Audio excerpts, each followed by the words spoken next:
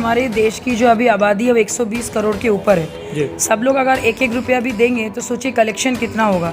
तो जाएं वो बाहर अपने बच्चों के साथ, सबके साथ जाएं। जहाँ इच्छा है भारत से बाहर वहाँ क्यों पहला 1 रुपया तो मैं आपको दे दे रही हूँ। आप भी अपना एक रुपया दो और उनको बोलो जाने के लिए। शरीफ में भी वही लिखा है जो गीता में लिखा है। रंग पे तो विवाद हो जाता है। रंग पे विवाद वही लोग करते हैं जिनको राजनीति करनी होती है। मेरे ऐसे बहुत सारे बीजेपी के बड़े नेता कर रहे हैं। मैं आपको क्या बोलूं कि वही लोग करते हैं जिनको चीज़ों को डिवाइड कर। और देखिए बता, आमिर खान को आमिर खान बनाया भारतवर्ष में, हम ही लोगों ने उनको एक लेवल पे ले। अगर उनकी कोई मूवी देखते ही नहीं तो आमिर खान जो सो कॉल्ड साल में एक मूवी बनाते वो भी शायद वो नहीं बना।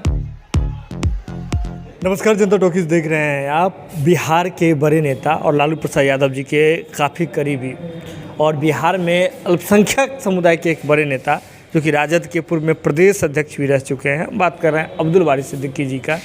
अब्दुल बारी सिद्दीकी जी एक ऐसा बयान देते हैं जिसके बाद पूरे देश में बवाल मच जाता है। वे कहते हैं कि देश में अब माहौल जो है सुरक्षित नहीं है और अपने बच्चों को वे देश से बाहर की नागरिकता लेने का भी सलाह देते हैं। ऐसे में इसी मुद्दे पर बातचीत के लिए अभी हमारे साथ लोजपा रामविलास की जो प्रवक्ता हैं देवयानी मित्रा, वो हमारे साथ मौजूद हैं। देवयानी जी, ये बताइए कि अब्दुल बारी सिद्दीकी जी जो महागठबंधन के नेता हैं, राजद के नेता हैं, जिनकी यहाँ सरकार है, वे अपने बच्चों को ये सलाह दे रहे हैं कि भारत के बाहर किसी देश का नागरिकता ले लेने के लिए, लेकिन भारत नहीं आने के लिए। अच्छी बात है ना। हमारे देश की जो अभी आबादी अब 120 करोड़ के ऊपर है, सब लोग अगर एक एक रुपया भी देंगे तो सोचिए कलेक्शन कितना होगा। तो जाएं वो बाहर अपने बच्चों के साथ, सबके साथ जाएं, वहाँ पे उद्योग भी अपना शुरू करें। अगर जिस जगह में रह के उन्होंने अपनी पहचान बनाई और अभी अगर वो ये सोच रहे हैं कि ये भारतवर्ष उनके रहने के लिए माने लायक नहीं है, तो मैं तो बोलूँगी वही माने ये बयान के बाद वो उनको यहाँ पे रहना भी नहीं चाहिए। उनको तुरंत बोरिया बिस्तर बांध के अपने वाइफ के साथ, अपनी पूरी फैमिली के साथ यहाँ से निकल जाना चाहिए। अब्दुल बारी सिद्दीकी बड़े नेता हैं और अल्पसंख्यक समाज से आते हैं, लेकिन अल्पसंख्यक समाज की स्थिति जैसे पूरे बिहार में है, और भी लोग हैं जिनके पास उतना पैसा नहीं है कि वे अपने बच्चों को बाहर, बिहार से बाहर, देश से बाहर किसी बड़े लंदन स्कूल ऑफ इकोनॉमिक्स में जाकर के पढ़ा पाए, तो वो लोग फिर कैसे जाएंगे? बात वो नहीं है। बात यहाँ पे वो इस चीज़ को राजनीति के एक तुल देने की कोशिश की। और देखिए अल्पसंख्यक अगर वो हैं, तो अगर मैं बात करूँगी आपका दलित, महादलित, पिछड़े, अति पिछड़ा, तो वो लोग भी तो अल्पसंख्यक है। तो उनका ये बयान ये प्रूव करता है कि आप इतने सालों से, इतने सदियों से, माने महात्मा गांधी का जो देश कहलाता है, जो सुभाष चंद्र बोस का जो देश कहलाता है, जो भगत सिंह का देश कहलाता है, आज आपको माने 200 साल आपको मंजूर था अंग्रेज़ों के अंडर में गुलामी करने का। वही जगह जाके आप अपने बच्चों को पढ़ा सकते हो, तो अच्छी बात है, वहीं पे जाओ।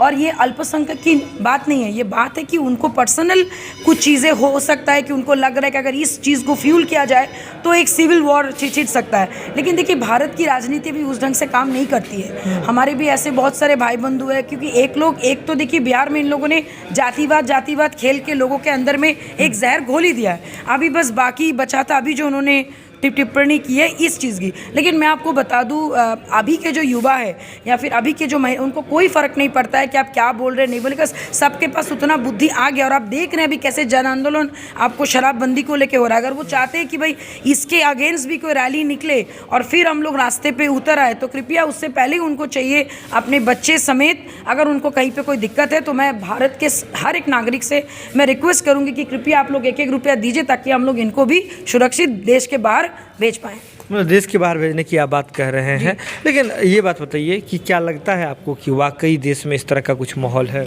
मुझे ऐसा नहीं लगता है सुमन, क्योंकि देखिए सांप्रदायिक बात या फिर कुछ इस माने ढंग के जो आपको हम लोग बोलते हैं कि आपके रिलीजियस फाइट, ये कभी कभी क्या होता है कि जैसे देखिए बहुत सारे ऐसे कंट्री है जो इस्लाम कंट्री है, तो अगर हम लोग अपने भारतवास को अगर हम लोग हिंदुइज्म का नाम देना चाहते तो उसमें कुछ गलत नहीं है। लेकिन इसका मतलब ये भी नहीं है कि हम लोग किसी रिलीजियंस के अगेंस्ट है। हम लोग इतना चाहते हैं कि अगर हम लोग बुद्ध की धरती मानते हैं, अगर हम लोग श्री राम को मानते हैं, अगर हम लोग महादेव को मानते हैं, हम लोग अल्लाह को भी मानते हैं, तो वो सेम मैंने आपके तुल पे, सेम आपके लाइन पे, पैरेलल लाइन पे सारी चीज़ें होनी चाहिए। अगर वो इस चीज़ को ये सोचते कि भारतवर्ष अभी रहने लायक नहीं है, तो कहीं ना कहीं ये पर्सनल उनकी कोई ग्रजेस होगी या फिर इसको राजनीतिक माहौल बनाने का इस समय जब लोगों को चाहिए कि भाई साथ मिलकर बहुत सारा चीज़ करे, विकास की बात करे, विकास की बात के नाम पर जब आप करने जाते तो वो लोग इधर उधर की बातों करके आपको उलझा देते। तो ये बयान भी उसी वजह से उन्होंने दिया है ताकि हम लोग भटके और उनके इस मुद्दे पर हम लोग चर्चा करें जो अभी हम लोग कर रहे हैं।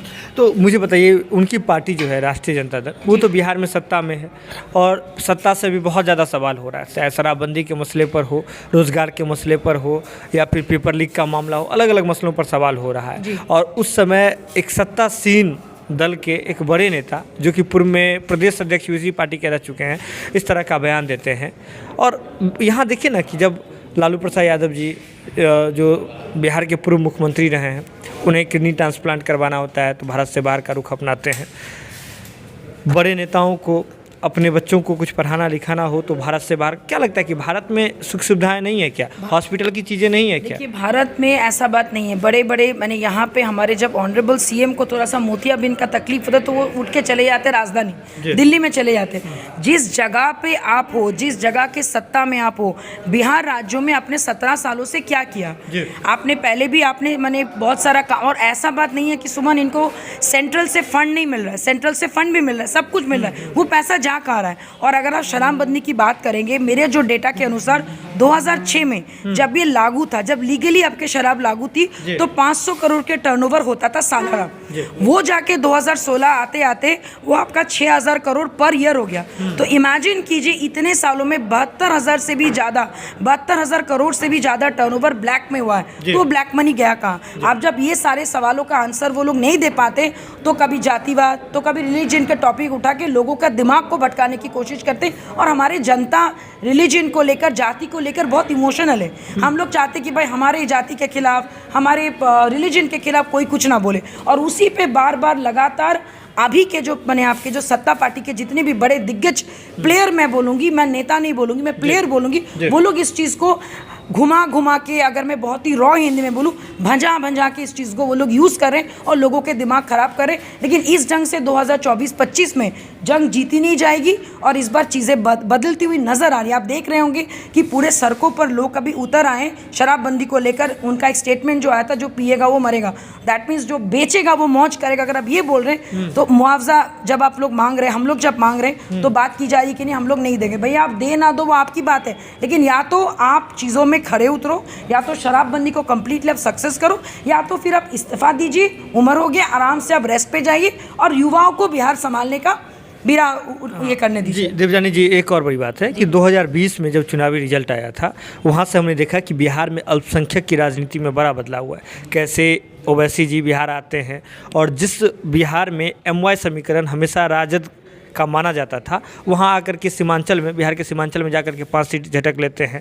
गोपालगंज में भी हार का एक बड़ा वजह RJD का वही माना जा रहा है और अल्पसंख्यक की राजनीति में एक बड़ा पकड़ AIMMM बनाती जा रही है। क्या लग रहा है कि ये कहीं वजह है कि अब जो उनके लिए, जो राजद के नेताओं के लिए माहौल जो कुछ बदलने लगा है, उसमें क्या लग रहा है AIMMM भी एक फैक्टर है? देखिए पहले था कि भाई उनके लिए बहुत बड़ा फैक्टर था चिराग फैक्टर, या चिराग मॉडल के नाम पे वो लोग बहुत डरे हुए थे। अभी लगातार 3 जगह हार के बाद, चाहे वो गोपालगंज बोलिए, मोकामा का जीत तो खैर महागठबंधन की जीत ही नहीं है, हम सब जानते हैं, क्योंकि वहाँ पे व्यक्तिगत जीत है, अनंत सिंह जी के अपना एक वर्चस्व की वजह से जीते। उसके बाद पुन्नी की मुंह उभर के जो हार हुई है, उसके बाद से अगर मैं समीकरण बोलूँ, आप इस टाइप के बात करके अगर आप आपका जो आपकी पार्टी है OBC जी की पार्टी, अगर उनके अगर आप वोट अगर आप चाहते कि वो भी आपका B टीम या C टीम बन के खेले, तो ये राजनीति अच्छी है। लेकिन अगेन वो क्या करे कि रिलीजियस और जाति के नाम पे फिर से समीकरण बनाने की कोशिश करके मुद्दे से देखिए लोगों को भटका दिया। जबकि हम लोग छपरा के इतने सारे मौत से उभरे भी नहीं, जबकि वहाँ पे महिला अपने आंसू पोछे भी नहीं, तुरंत अब्दुल बारी जी का बयान आ जाता है कि भारत लेने के लायक बात ही नहीं रही। मतलब क्या हो रहा है कि जैसे ही कोई यहाँ पे कोई चीज़ें गड़बड़ हो रही है, तुरंत उनके नेता ऐसे बयान दे रहे जिसमें कि लोगों को लग रहा है कि अरे इस मुद्दे से वो मुद्दा ज़्यादा इंपॉर्टेंट है, और लोगों को दिमाग घुमा दे रहे वो जाति बात पे और रिलीजियस बात पे। तो ये सारी चीज़ें पढ़े लिखे बोलिए, कम पढ़े लिखे बोलिए, दलित बोलिए, महादलित बोलिए, सबको समझ में आ गया। और मैं आपको बता दूं, युवाओं के अंदर में इतना आक्रोश है हर एक चीज़ को लेकर, वो आक्रोश का सामना आप इस टाइप के रिलीजियस कमेंट देकर नहीं कर सकते। एक अंतिम सवाल आपसे पूछेंगे कि भारत में समय समय पर इस तरह के लोग सामने आते रहते हैं। कभी फिल्म मेकर होते हैं, कई बड़े फिल्म एक्ट्रेस होती हैं, कई बड़े जो हैं एक्टर होते हैं, वो कभी कभी ये इस तरह का बयान देते रहते हैं कि भारत से अब हमें बाहर जाना चाहिए, भारत का माहौल ख़राब हो गया, अल्पसंख्यक के लिए रहने लायक नहीं है भारत।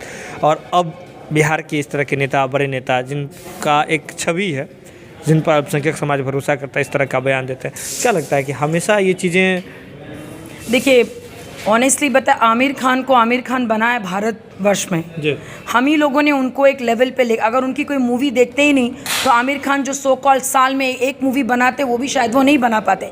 तो आप जिस जगह के खा रहे हो, जिस जगह के फ़ैन फॉलोइंग आपकी है, और आप बात करोगे कि मेरे बीवी को डर लगता है रहने में, तो भाई जाओ। और आपने देख ही लिया वो बयानबाजी के बाद, अगर वो सोचेंगे कि लाल सिंह चड्ढा जैसा मूवी बना के वो लोगों का मनोबल या फिर लोगों का प्यार जीतेंगे, तो सुमन ऐसा अब नहीं होने वाला है। आपका बयान आपने जो एक बार बोल दिया, देखिए कोई चीज़ आप जब बोलते हो तो मतलब आपके बहुत दुख हो या फिर आप बहुत आक्रोश में बोले हो, या तो आदमी बहुत माने बहुत ज़्यादा इमोशंस में बात करती है या फिर गुस्से में। तो आमिर खान जी की बीवी अगर माने हिंदू है, क्योंकि अभी वो साथ में नहीं है, अगर वो इस टाइप का बयान दे रहे हैं तो कहीं ना कहीं वो हिंदुइज्म के साथ साथ मुस्लिम भी जितने भी लोग हैं सबको उन्होंने हर्ट किया है। और हर्ट करने का नतीजा उन्होंने देख लिया कि पूरी जनता जो है उस मूवी को बॉयकॉट की। और बॉयकॉट करने का रीज़न ही एक था, उनके जो लास्ट बयान किया, ये देश भैया जब ये देश रहने के लायक है तो फिर आपका मूवी क्यों कोई देखने जाएगा। रंग, ये सब तमाम की चीज़ें तो ठीक है, जिस तरह की बयानबाजी और देश के मसले पर कोई बात होती है वो तो ठीक है, लेकिन रंग की राजनीति कहाँ तक सही है?